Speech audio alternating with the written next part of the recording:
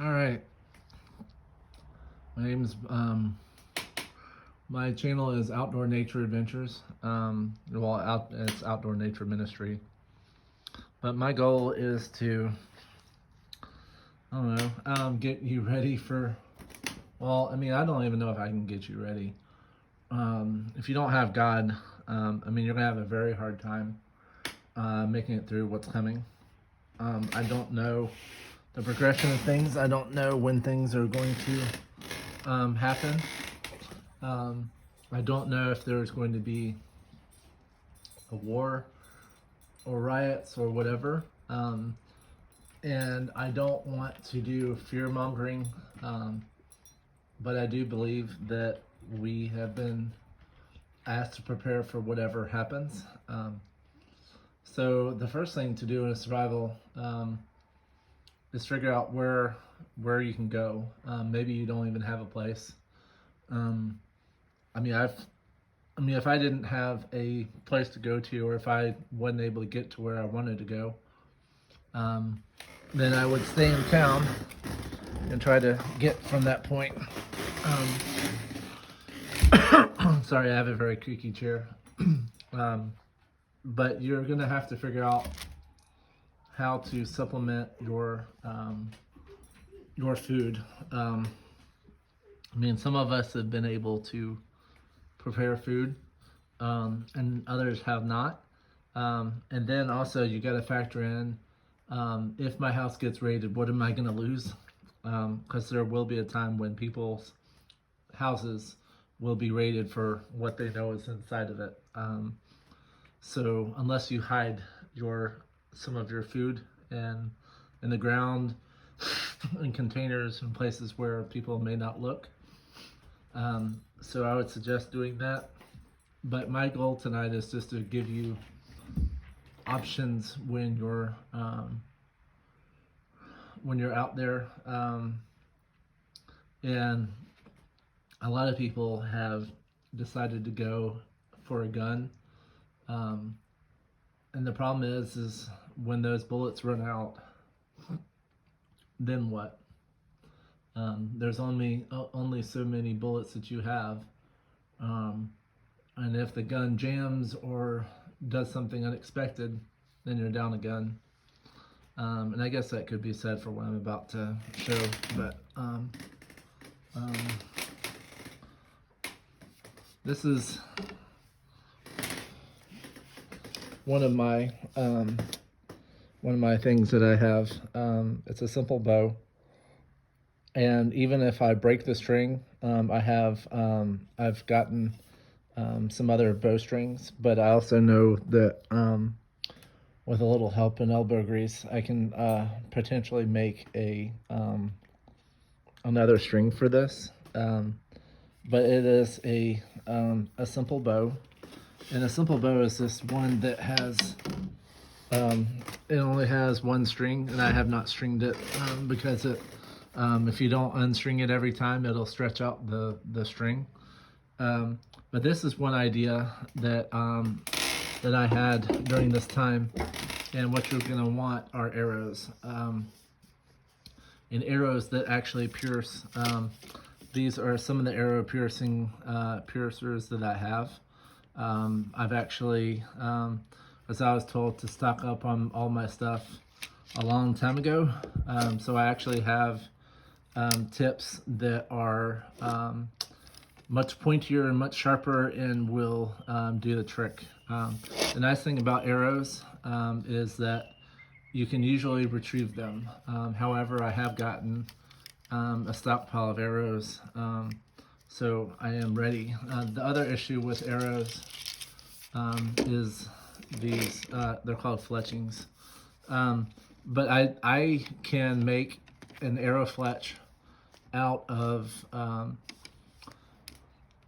feathers that you find on the ground. You can make them out, and you can lash them onto the arrow, and I am capable of doing that. It's a little bit more time consuming, but it would work.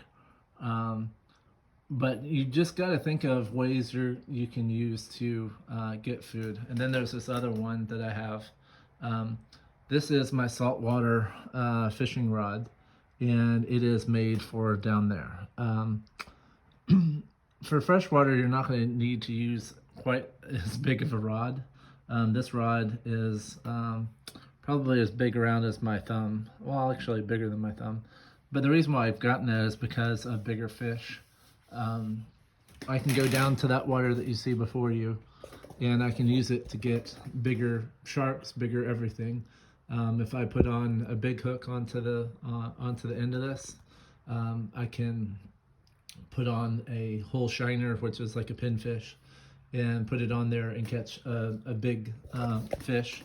I have another pole that is a smaller pole that's used for getting smaller critters like brim and bass and other things. Because shark out here weigh a lot more than 5 or 10 pounds, or can weigh more than 5 or 10.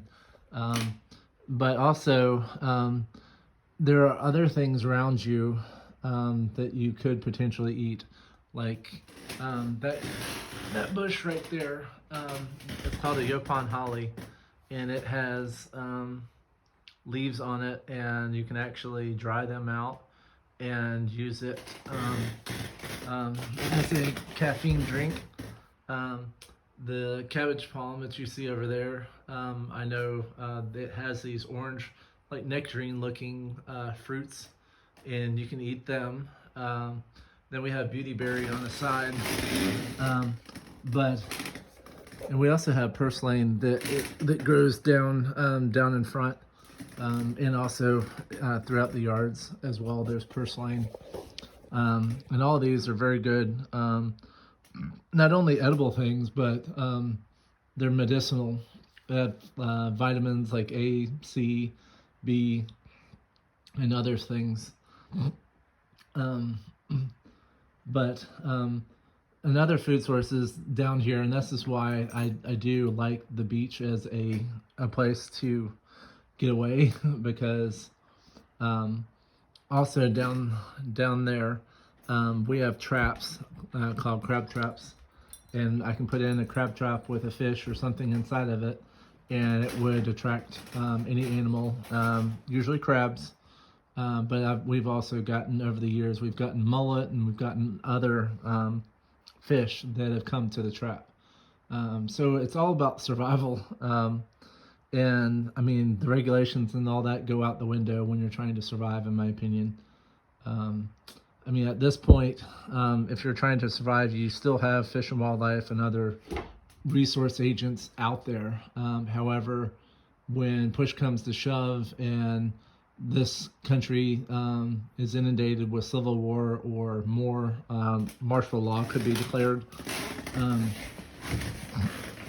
But there's also in the water, you have snails, you have lightning whelks, you also have, there's the dock right there. And on the dock, there are all kinds of barnacles and other things you can potentially eat.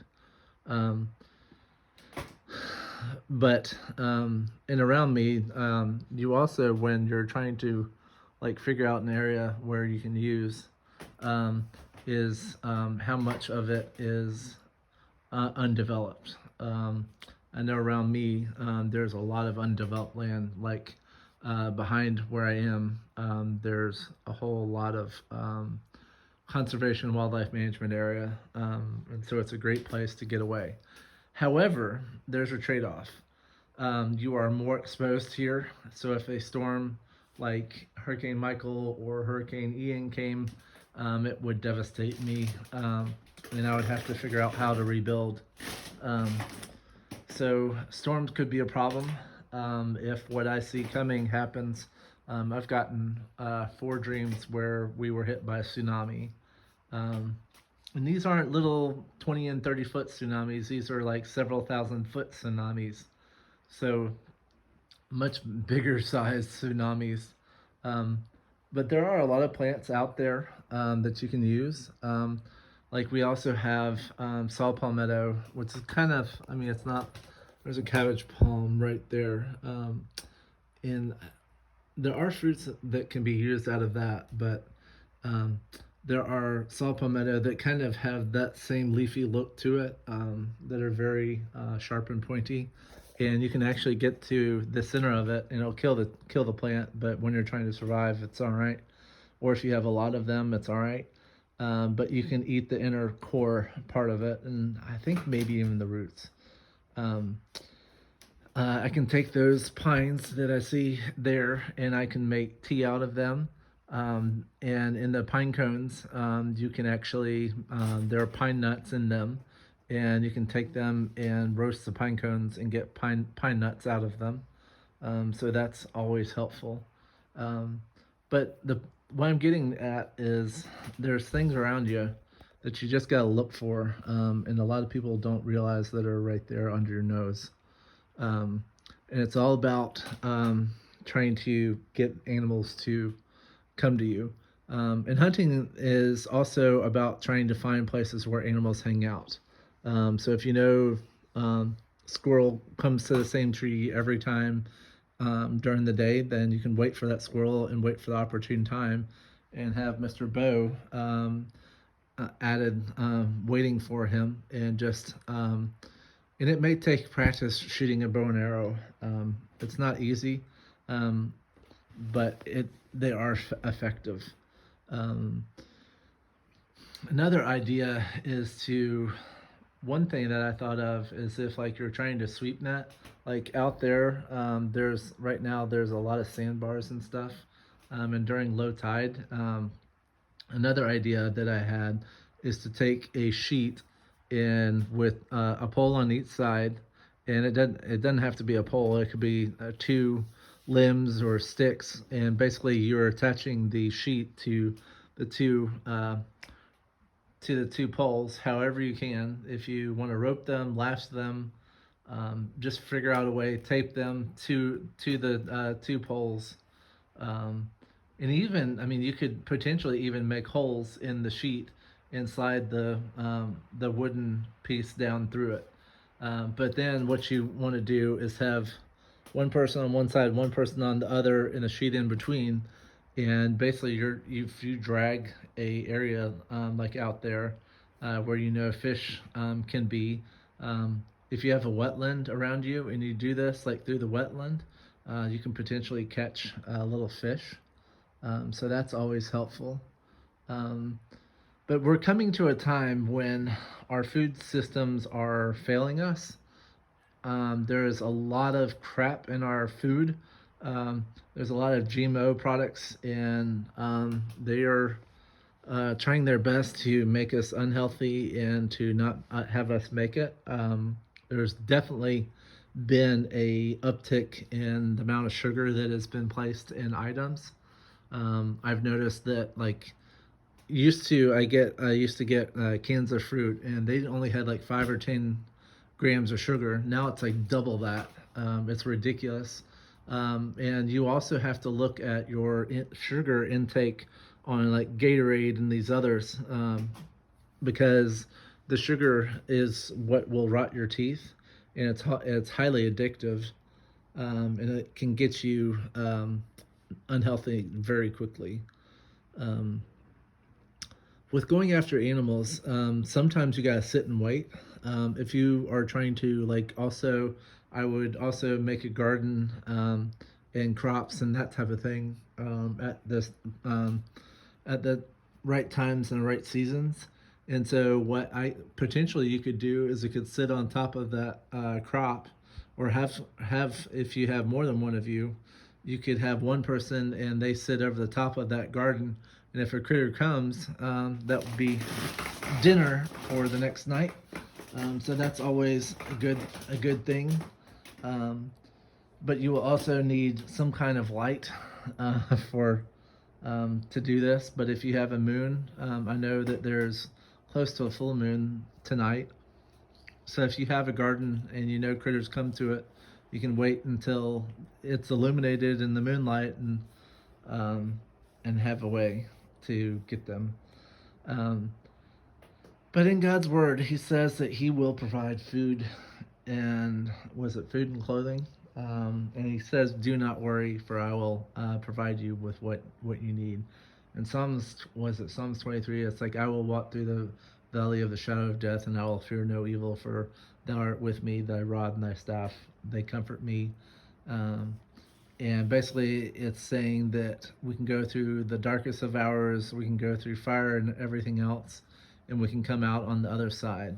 Um, if you remember, was it the three that were put in the fire during Nebuchadnezzar's time?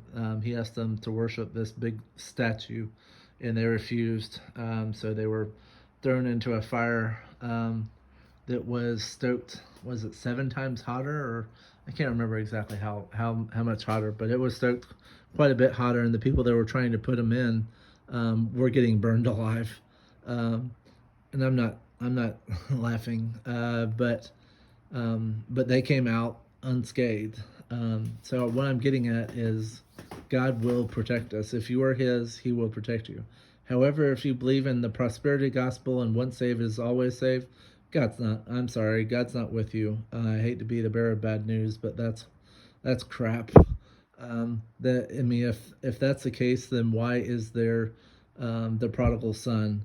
Why are there multiple things in the Bible where it says "do not," and there's a huge list of "do not do this, do not do that, do not, do not, do not, do not, do not."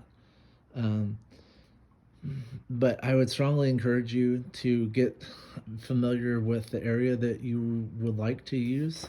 Um, and if that's not possible, um, then I would look on a map or figure out some way of areas that you potentially could use, and maybe have more than one backup. Like if you've picked one park and you end up going there and you find out that it's been ransacked, or it's guarded, or whatever, or someone else, some other group is there and they're fighting to keep you off of it, then you're going to have to find another place. But the time of sitting back and going to the grocery store, I believe, is ending. So you're going to have to find out a way of getting food and surviving, because the distribution centers are being shut down. The food systems are definitely being polluted. Um, and you definitely need to watch what you're eating. There are chemicals and additives being put in our food constantly, and we need to constantly monitor what is put in our food. There's food that we are given on a daily basis that most other countries will not allow for human consumption. That includes mainland Europe, that includes Russia, that includes Australia. So just know that you're eating stuff that most people would not eat, and why that's been allowed, I don't know. Um, but um, but yes, just get familiar with what's around you and what animals and critters may be lurking where, and figure out a way of going after them. I would strongly encourage you to. I mean, if you want a gun, you can get a gun. However, eventually the bullets are going to run out. And also, I've been told not to kill anyone. In the Bible, it says, "Do not murder." Um, so I'm not going to murder. I'm going to defend myself, and I will do my best to defend my family. Well, which I don't really have, um, but so yeah. So get familiar with critters. A lot of critters, just to give you a heads up, a lot of them are around this time. Like the daytime critters are about to go to sleep, and then the nighttime critters are coming out to start their hunting. So during dusk and dawn are prime time hours to hunt and fish, and to do all those kinds of things. Um, and and if you catch something, then you have to figure out how to cook it. And I guess I can keep going. Ways that you can have, if it's a fish, you can basically put a stick through it, like put a stick all the way from its mouth and shove it through it and put it like shrimp on the Barbie kind of thing. And then put it over the fire and let it cook until the meat is not looking like pink, but like this whitish color for fish. And the same thing, I mean, with rabbits or anything else, you can just like it's what on a animal on a spit kind of thing, and that's what's called. But basically, you're turning the animal on an open flame or over a fire and cooking it that way. Um, you can also cook with pots and pans if you have them. You can you can boil it. You can put it in water and boil it and cook it that way. But you're going to have to quarter it and try to get the all the meat off of the bones and everything. You can smoke it. So what you can do is you can make.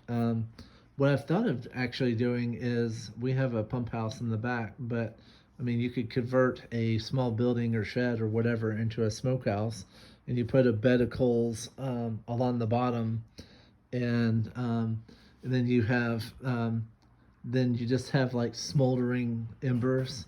You don't want like fire like leaping into the air. You just want it to smolder and to keep on fire and have the smoke hit the meat and to kind of cure the meat and make it dry. Kind of like, well, it's beef jerky. Um,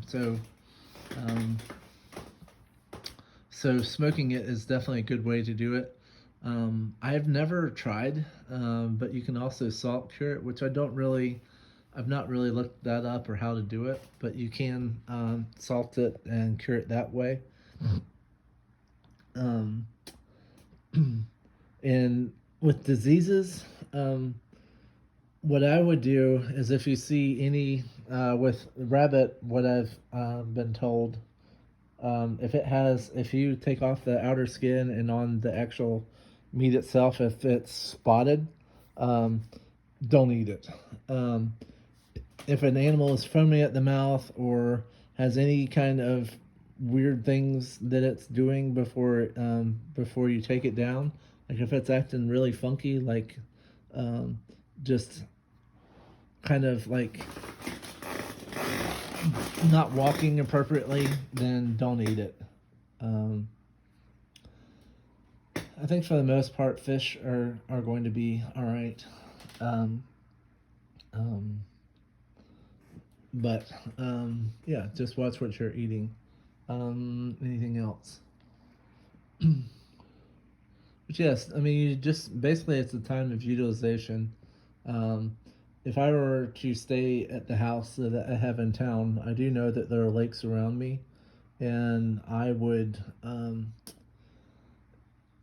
hopefully my kayak would be home, but I would go out in the kayak and use my archery bow that way. Um, but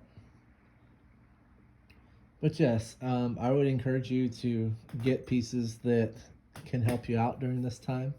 If you have the money, then you can buy a whole lot of ammunition and a gun.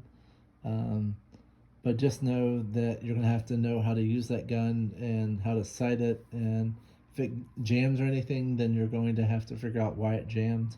And potentially it could blow up in your hand, because if you jam a bullet and it lodges inside of it, it could potentially blow it up. Or if it's a misfire, which means you go click and it didn't shoot out the other end, then that's an issue too. But that was my pooch. Can you eat insects and stuff? There are certain ones, like in John the Baptist is a good example. He ate bees and honey and locusts, and that was what he ate all the time. So locusts are grasshoppers, and so yes, you can eat grasshoppers. However, I haven't seen a whole lot of grasshoppers around lately. Most of the guys that I see are very, very tiny. So they're like this big, and the ones that you want are probably yay big. Doesn't mean that they're not around, but you'll just have to look for them. You can eat worms. I know it's disgusting, um, but you can definitely eat worms. Beetles, I don't know. But it's one of those things that you may have to eat something that you don't want to eat. If you're starving and whatever, then yeah. And also, we're definitely eating too much as Americans. We can live on far fewer calories than what we're being pushed. In the olden days, they had one big meal and one smaller meal during the day, and that was it. They didn't have this 3 meal BS. We've been fed this book of lies for far too long, and we're eating way too much. We're consuming way too much. And it's just going to be a matter of experimenting to see what your body can live on. So, and also the Bible also says to fast. So, I mean, you could do a fast, but if you're working your butt off every day, like gardening and fishing and all this stuff, it's going to be hard to take a fast unless, well, and the Bible also says, along with that, I know I'm getting off track, is the Sabbath is to work 6 and off 1, and you are definitely supposed to follow the Sabbath. So it doesn't matter which day. I mean, most of the Sabbath things that I see, it's work for 6, off for 1, work for 6, off for 1. And as long as we follow that, and God will see, it's like, okay, well, I'm going to take my Sabbath on this 7th day every time. So God knows where you're at. Anything else? You'll have to watch other critters. There are critters around that potentially could compete with you, such as like black bear, bobcat, fox, coyote. So those guys are competitors. I've never heard of anyone eating bear or bobcat meat. However, I've only seen 2 bobcats in my whole life of 40 something years, so I don't know if that's even possible. But I guess if you're hungry, you'll eat anything. But yeah, get out there, and I would strongly encourage you just to get familiar in order to survive and do what you need to do. Thank you for joining me, and see you later.